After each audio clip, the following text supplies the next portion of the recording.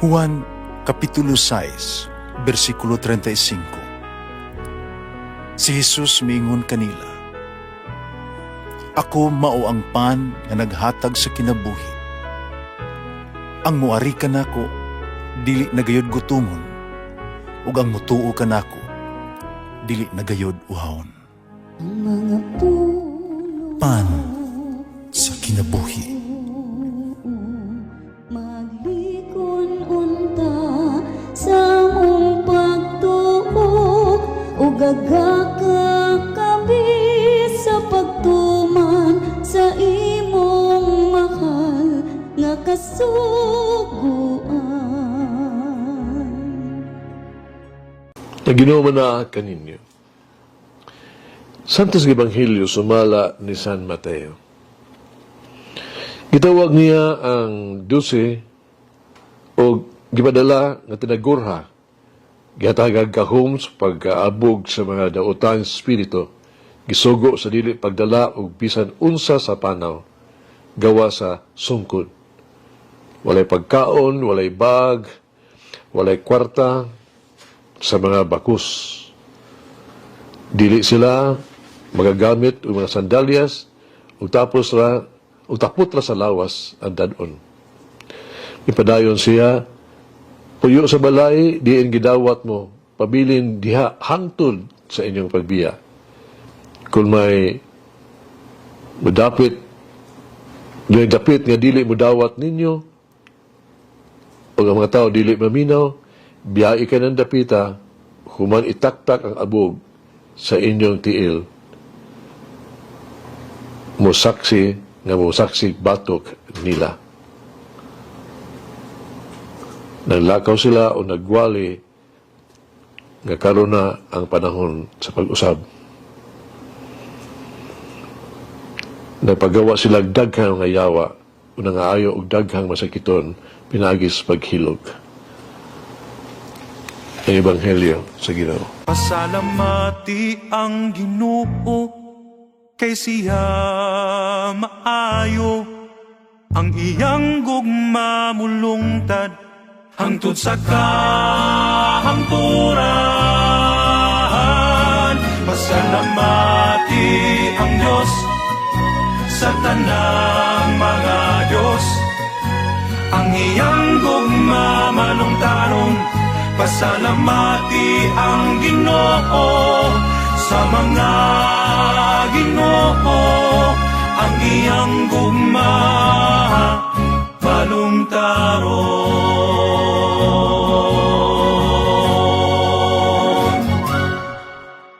Ayaw pagdadabisag unsa alang sa panaw. Mayigsoon, ang Ebanghelyo karong adlaw, usa ka tambag alang kanato, nagtrabaho alang sa Dios. O kita adunay duha ka pahimangno.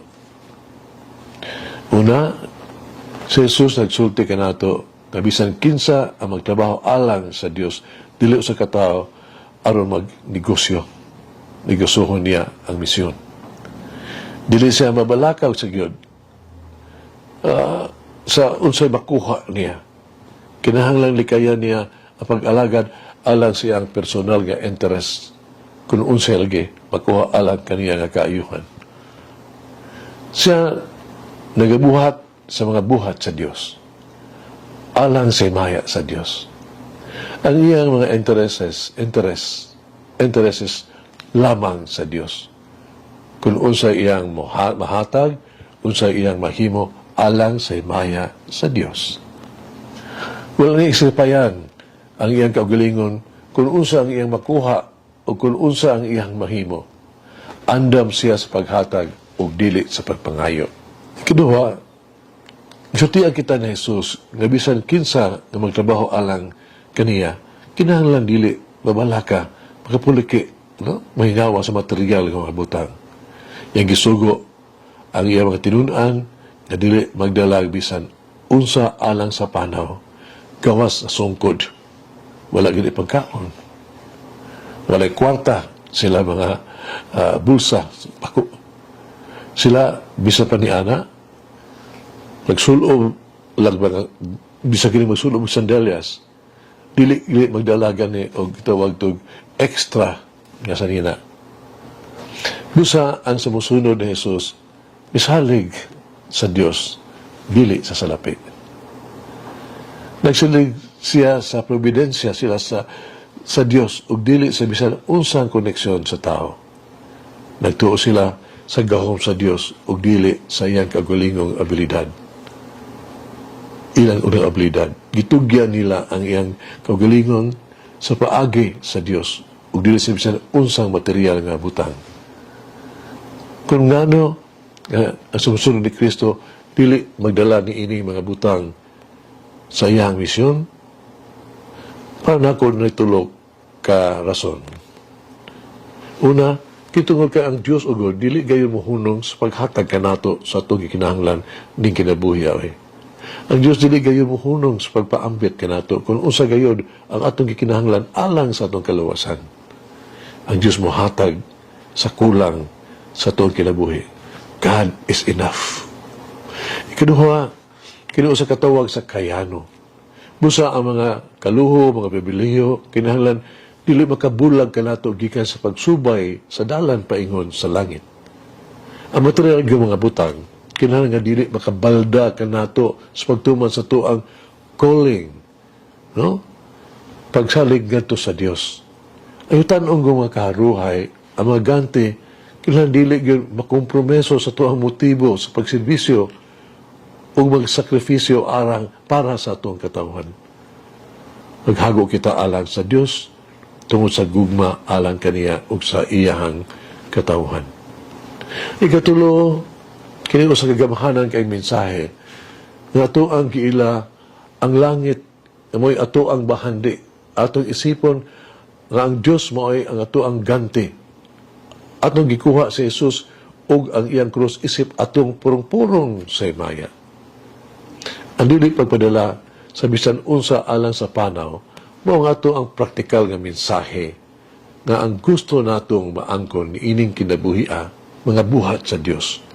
Gusto natong maangkon mao lamang ang langitnong mga pabor sa Dios. Ang gusto natong maangkon sa atong yutan-ong kinabuhi mao si Jesus, ang iyang krus, ang gusto natong ihatag sa uban si Jesus lamang. Busa ang sumusunod ni Jesus, di lamang mo trabaho o mo representar kang Jesus. Iyang gibuhi si Jesus sa iyahang pulong o sa mga buhat. Ang makita sa mga tao mao si Jesus nagbuhat pinaagi kaniya. Pinisugulanon, sa Basilica di San Domenico Maggiore sa Naples, usa ka impresibo kaayo nga Gothic nga simbahan.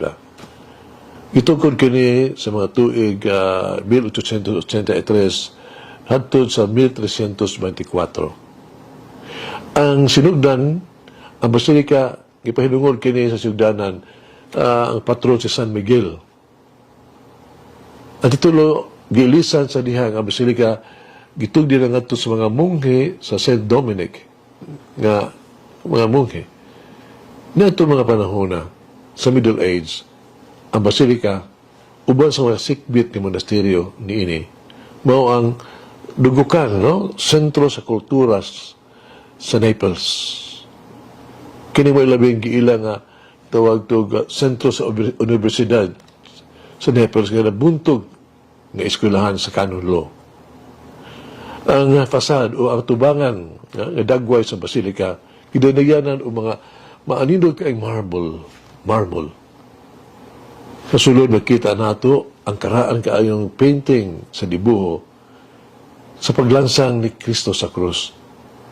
Diin niining hulagwaya sa Jesus ang pagkigsulti ni Jesus kan Santo Tomas mahulagway. Mato pa sa istorya, tandaan ni Santo Tomas de Aquinas, mag-ampo ka na itubangan sa krus. Diha sa kapilya, sa ingalan og atong higayon na og San Nicolas Chapel. Usa ka sa Kristan, nakasaksi nga si Santo Domingo, Santo Tomas, na mag-ampo, usahay mag-trans, mulutaw sa hangin ba? Trans. Manadungog niya ang usa ka tingog gikan sa gilansan sa krus nga nag-ingon dikas ng Ginoo. Nagsulti ka ug maayo mahitungod kanako. Tomas, unsa may imong gusto nga ganti? Diin si Tomas Aquinas matanahuron kay mitubag. Walay lain, Ginoo, ikaw lamang. Hagit, yusa na ito mapakita pinaagi sa ato ang kinabuhi nga si Jesus mao ato ang bililhong kabtangan, ang atong bugtong tinuol nga bahandi ni kinabuhi. Usa na ito pagbulag ang ato ang kaugalingong nga material o mga butang ug ilakip ang ato ang kaugalingon ihalad ngadto sa Dios. Magampo kita. Amo Ginoong Hesus kanunay mahigugmaon ug pasaylo ang Dios. Di balaan nimo kung unsa ang kanunay nga among giampo. Nagsalig ako sa imong kaayo o ka maghihatagon. Kanunay nimong tubagon untang among mga hangyo. Kanunay nimong untang tuma at timanon ang amo ang mga panginahanglan. Imong ihatag kanunay ang among tinguha ning kinabuhi. Misalig kami. Misalig ako kanimo. Katabangan mo kami na mangmalampuson sa mo ang mga paningkamot. Ikaw nga labing maluluyon o kanunay na maayo ka namo. Amo gani Hesus Kristo, amo mahigugmaon nga pasaluon nga Dios. Misalig ako kanimo. Mito ako kanimo ug nagsalig ko kanimo kanunay. Amen. Ug mamayri, for me, in me, a repentant heart. Ulangin ang Diyos magagaw sa tanan, Ama, Anak, Espiritu Santo. Amen. May the Lord of the divine mercy bless us all, heal us from all diseases and suffering. Ayun unta niya kita, tanang mga sakit na sa lawas, o sa kalag, body and soul. In the name of the Father, the Son, and of the Holy Spirit. Jesus, I trust in you. Amen. Whoever eats the bread of life will never hunger, says the Lord. Kay galaan inyong nabati ang pagpaambit ug hamubong pamalandong sa pulong sa Dios pinaagi sa tulumanon pan sa kinabuhi nga gidumala ni Monsignor Daddy Silva. Hangtod na usab sa sunod higayon, daghang salamat. The bread of life.